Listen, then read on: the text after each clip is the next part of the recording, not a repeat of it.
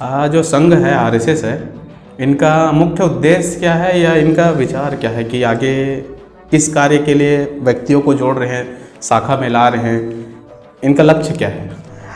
अपने राष्ट्रीय स्वयंसेवक संघ का प्रथम और अंतिम लक्ष्य अपने भारत भूमि को परम वैभव के मार्ग पर ले जाना है।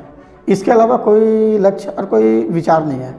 और राष्ट्रीय स्वयंसेवक संघ जो आज 100 सालों से लगभग चल पड़ा है, वो सिर्फ परम वैभव के मार्ग पर चलने के लिए चल पड़ा है। और परम वैभव कैसे होगा? संघ अपने राष्ट्रीय स्वयंसेवक संघ और अपने परम पूजनीय सरसंघ चालक जी की जो विचारधारा है, वसुधैव कुटुंबकम, इसका शुद्ध अर्थ है वसुधा ही परिवार हमारा। तो वसुधा क्या? जो संपूर्ण मानव जाति, मानव संस्कृति, मानव इतिहास, ये वसुधैव कुटुंबकम है।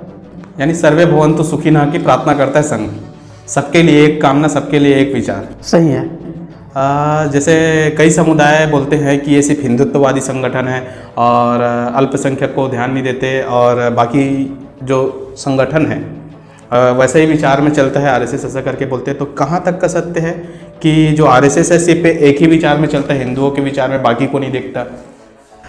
मैंने अभी आपने जो सवाल किया है कि आरएसएस हिंदुत्ववादी संगठन है, सिर्फ एक समाज के लिए चलता है, एक धर्म के लिए चलता है, ऐसा नहीं है।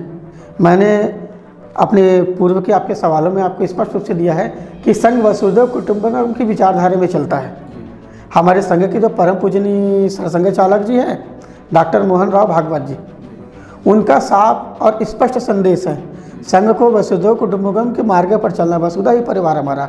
और जब हमने पूरे वसुधा मतलब इस धरती पर जो रहने वाले लोगों को अपना परिवार माना है, तो परिवार में सब एक समान होते हैं, न कि कोई हिंदू होता है, न कोई अन्य समुदाय होता है, न ही कोई अलग विचारधारा होता है। संघ के लिए पूरा वसुधा ही उनका परिवार है। और संघ जो आज समाज में विभिन्न कार्यक्रम करते हैं समाज जागरण के लिए, वो किसी एक धर्म विशेष के लिए नहीं करते, वो पूरे अपने भारत संस्कृति है, जो मानव सभ्यता है, उनके विकास और उत्थान के लिए काम करता है, न कि किसी धर्म विशेष और संस्कृति विशेष के लिए काम करता है। इसलिए अपने समाज में रह रहे लोगों को इस बात की जानकारी स्पष्ट होनी चाहिए कि हम एक भूमि पर रहते हैं, हम एक ही मिट्टी से बने हुए हैं, तो हमको एक ही व्यक्ति बनकर रहना है, न कि अलग अलग धर्मों में, अलग अलग संप्रदायों में, अलग अलग जातियों में बांटकर नहीं रहना है।